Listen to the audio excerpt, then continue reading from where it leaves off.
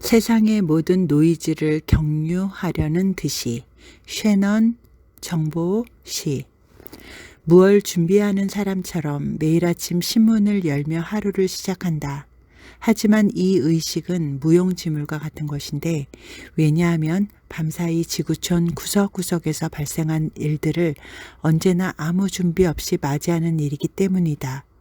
벌어진 일들, 그렇다. 이미 벌어진 일들을 맞닥뜨려야 하고, 벌어지지 않은 일들은 거기에 없다. 그리하여 핵무기 개발과 주식 폭락과 테러와 열차 충돌 사고, 총선 결과와 살인사건이 뒤엉킨 소식들이 한꺼번에 돌멩이처럼 쏟아진다.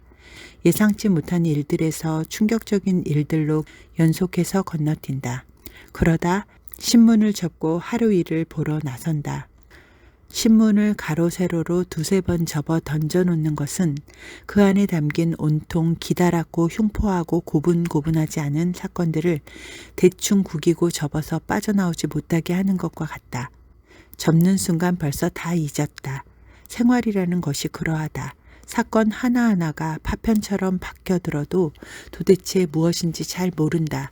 왜 일어났는지, 어떻게 발전해 갈 것인지, 내일은 또 무슨 일이 일어날지 알 수가 없다. 우리는 도무지 내일을 모르는 것이다. 아니, 오늘을 모른다. 신문이야말로 날마다 우리의 모름을 확인하고 즐기기 위해 우리 스스로가 창안한 자학적 형식인 셈이다. 물론 신문에는 우리를 대신해 온갖 안다고 하는 전문가들이 진을 치고 있다. 외교와 정치적 사건에는 정치평론가들이, 경제적 상황을 위해서는 경제 분석가들이, 사회와 문화와 스포츠에는 그 방면에 밝은 각종의 전문가들이 있다. 그들이 하는 일은 주로 발생한 일의 원인과 의미를 밝혀내고 다음을 예측하는 일이다. 그리고 그 어느 부분을 봐도 그들은 지금 발생한 잘 모르는 일들을 지금까지의 아는 잣대로 접어줄 뿐이다. 거칠고 날이 서 있고 생경한 돌발 사건을 익숙한 잘 알고 있는 기준으로 읽어주는 일 말이다. 사실 모든 형태의 지식이라는 것은 이러한 순화작용의 산물이라 할 수 있다. 어떤 잡다한 형태의 신호들을 우리가 알 수 있는 질서로 체계화시키는 것이다. 우리가 이해할 수 없는 현상에 일정한 패턴의 사유와 언어 구조를 부여하여 알매 공유를 하게 되는 것이 지식이다. 전문가나 지식인들은 이러한 체화를 도와주며 이에 힘입어 우리는 잡음을 그냥 놔두지 않고 지식의 형태로 바꾸게 된다. 그리고 그 지식을 정보라 여긴다. 정보란 유용한 어떤 것이어야 하는 것이다. 그러나 여기 이와 완전히 반대되는 생각을 하는 이가 있다. 그가 오늘날의 현실 세계에 미친 영향이 너무 압도적이기 때문에 통념에 반대되는 소수 의견을 가졌다는 식으로 말해도 좋을지는 잘 모르겠지만, 미국의 수학자이면서 전기공학자, 정보이론의 창시자인 클로드 셰넌이 제시한 의견은 오래 두고 생각할 만하다. 수학과 통신을 연결하여 정보 엔트로피 개념을 창안하기도 한 그의 정보 이론의 핵심은 정보란 우리가 알고 있는 유의 지식이 아니라 한마디로 예측할 수 없는 노이즈, 잡음이라는 것이다. 즉, 계산될 수 있는 것, 예측이 가능한 신호는 정보가 아니다. 그에 의하면 정보는 돌발 상황이며 엔트로피이며 변화며 뉴스다. 그것은 기존의 지식체계 안에 있는 것이 아니며 그 바깥에서 예기치 않게 다가오는 것이다. 여기서 바깥이라는 것이 중요하다. 바깥은 언제나 우리가 예측하고 제어할 수 있는 일정한 영역 너머를 가리키기 때문이다. 그곳에서 노이즈나 잡음의 형태를 취하고 있는 것이 정보다. 엄밀히 말하면 잡음은 송신자가 수신자에게 보내는 신호에 필연적으로 따라오는 해독되지 않은 신호를 말하지만, 여기서 바깥에서 오는 신호는 통신자가 누구인지 알 수 없기 때문에 잡음 전체를 우리 지식의 한계, 즉 정보라고 보아도 틀리지 않을 것이다. 비트나 엔트로피, 채널 혼선, 암호 해독, 코드의 중복과 오류 등 현재의 정보화 시대 기술이 빚지고 있는 셰넌 이론의 핵심은 정보란 예측 가능성과 상치되며 모든 돌발 상황은 지식을 이긴다는 것이다. 우리는 지식을 총동원하여 날마다 무장하지만 사실상 언제나 생각지도 못한 상황 앞에 무너지고 기껏 외양간 고치는 식으로 지식을 재정비할 뿐이다. 불확실과 싸우기 위해 예측하기 위해 지속적으로 지식을 정교화해도 실제란 언제나 우리 계산 너머에 있다. 따라서 그의 이론이 우리에게 시사하는 중요한 바는 온갖 순결하지 못한 정보를 의미론적 장으로 해독의 프로세스 속으로 용해시키지 않아야 한다는 점이다. 각종의 통신이나 유전자 지도, 음악, 부동산 서류, 정치 연설문 속에 스포츠와 주식 시세에 정보가 흘러넘친다. 노이즈가 깔려 있다. 이것들이 가치가 있다면 지식으로 계량화되지 않은 정도와 성격에 달려있는 것이다. 요는 계량화와 전문화, 추상화 속으로 현상을 끌어들이는 일의 무기력함이다. 이것은 인간의 사유가 갖는 불가피한 일이기는 하지만 이 안전대를 설치하고 나면 우리는 더더욱 현상의 돌발성과 멀어지게 된다.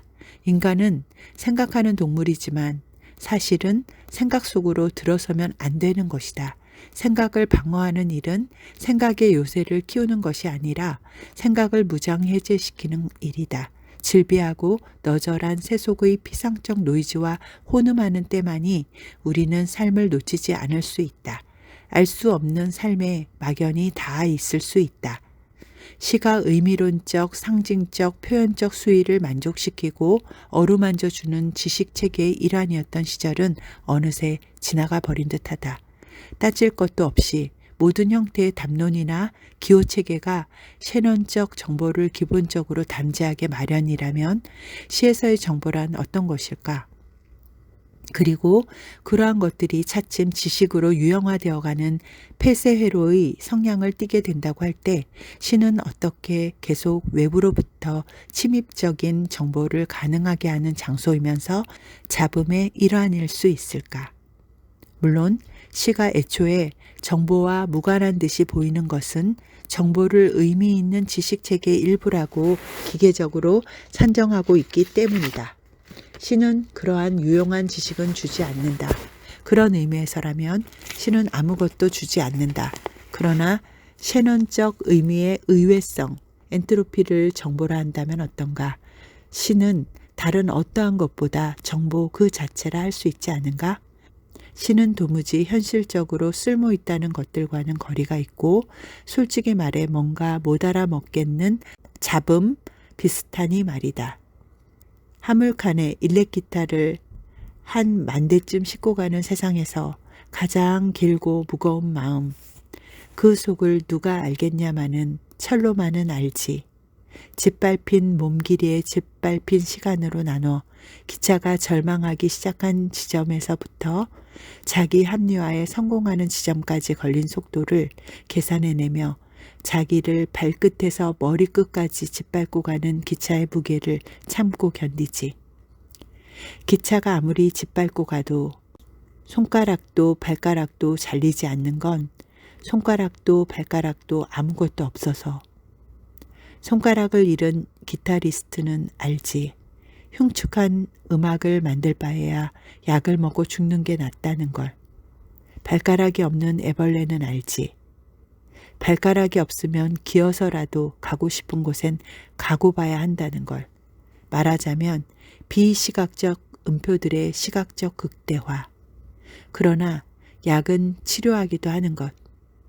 병명보다 더 많은 치료제를 잔뜩 싣고 가던 기차가 마침내 말기에 다다라 포기하고 탈선할 때 눈 내린 들판에 처박힌 기차에서 동그란 알약들이 쏟아져 나올 때의 기분이란 그 기분 누가 알겠냐마는 환자들만은 알지.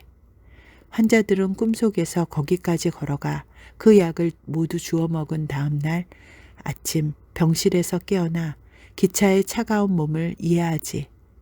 넘어진 채 몸을 뒤로 돌리던 기차를 이해하며 몸을 정확히 당신들 반대편으로 돌리지.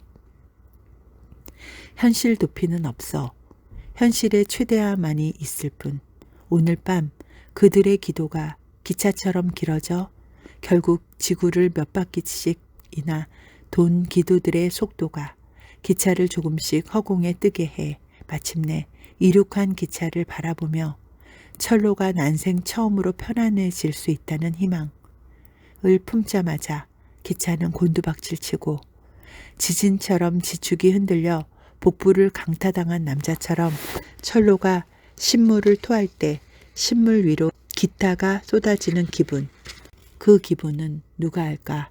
침대에서 굴러떨어져 꿈에서 엎질러진 아이나 알까? 아무리 길게 써도 저 레일에는 모자랄 것이므로 여기서 그만둬도 상관은 없지만 고요한 밤 캐럴을 싣고 가다 넘어져 모두 엎질러 버린 아주 거룩한 밤. 깨진 전구를 뛰어넘어 크리스마스의 본질을 거침없이 이해하고 산타를 엉망진창으로 때려눕히고 지구가 한 바퀴 돌기 전까지 기타를 모두 수리해야 하는 수리공의 마음은 망가진 리프들을 밤새 고치고 있는 기타리스트밖에 모르지. 너에겐 싣고 가다 넘어져 모두 엎질러 버릴 만한 그 무엇이 있니? 넘쳐서 어쩔 수 없이 들켜버리는 리듬이라도 있니? 넘쳐서 어쩔 수 없이 들켜버리는 리듬을 타고 비옥한 꿈속을 달리다 넘어지는 곳이 늘 절벽 앞이어서 느껴보는 아찔함. 그 뒤에 웅크리고 앉아 그 리듬을 정면으로 견뎌본 적 있니? 구겨진 리듬을 잘 펼치면 과연 어디까지 펼쳐질 수 있을지, 무엇까지 덮어볼 수 있을지를 가늠하며 최대한 붉은 와인을 박스째 주문해 뱃속에 와인을 10,000박스나 싣고 가는 기차가 오늘 밤 도무지 몸을 가누지 못하는 이유를 누가 이해하겠냐마는 사랑을 1박스나 마시고도 제대로 서 있는 조지 미첼은 이해하지. 어쩌면 술집을 이름표처럼 달고 다니다 이름을 아무 데서나 콸콸 쏟아버리던 에이미 와인하우스도 이해하지. 잠시 동안의 짧고 굵은 경악과 모든 최대화에 따르는 극심한 부작용, 그때마다 벌어진 가랑이 사이로 경적을 울리며 긴 열차 한 대 빨려 들어오는 느낌. 결국 일망타진 당하고 마는 느낌을. 너무 긴 문장에겐 이제 그만 쉼표를. 황유원의 세상의 모든 최대화 전문. 언뜻 어디에도 쓰일 것 같지 않은 이런 류의 글쓰기를 인간이 지속해온 것은 한껏 신기한 일이다. 스스로 묻고 대답하는, 그러나 어쩐지 물음도 답도 유효하지 않은 치환으로 엎치락 뒤치락하는 이 시의 장황한 노이즈는 길고 긴 사이즈에서 나온다. 물론 더 이상한 것은 내용이다. 안으로 접힌 부분 없이 펼쳐지는 문장들은 철로와 기차의 끊어질 듯 산만한 평행과 기차와 기타의 부적절하고 시끄러운 불협화를 지나 알약과 음악과 와인으로 한꺼번에 쏟아진다. 기타리스트, 환자, 산타, 수리공, 조니 미첼, 에이미 와인하우스의 등장은 예기치 않은 침입의 연속이다. 이 침입은 시라는 것을 어리둥절한 것이 되게 하고 지속적으로 소음에 가까운 상태가 되게 한다. 구문은 계속 망가지거나 망가진 것처럼 보이고 상호 어떻게 접속해야 할지 알지 못한 채 떠다닌다. 다만 세상의 모든 노이즈를 경유하려는 듯이 시가 육체를 최대한으로 벌리고 있는 형국이다. 시는 소음을 따라 자유자재로 늘어나는 장르다. 소음을 결코 추월하지도 사후 경직이 일어나지도 않는다. 우리가 어찌할 수 없는 어수선한 해독할 수 없는 정보들로 가득한 것이 시다. 그렇게 탄성을 지니고 현대의 시는 잡음과 함께 잡음으로 휘거나 구부러지는 중이다. 이것이 모더니즘의 일종이건 변형이건 분명한 것은 시의 구조와 외형은 이제 알아볼 수 없는 상태에 이르렀다는 것이다. 시는 지금 시가 아닌 것과 외관상 다르지 않다. 이것이 시의 출발인지 도달인지는 알 수 없지만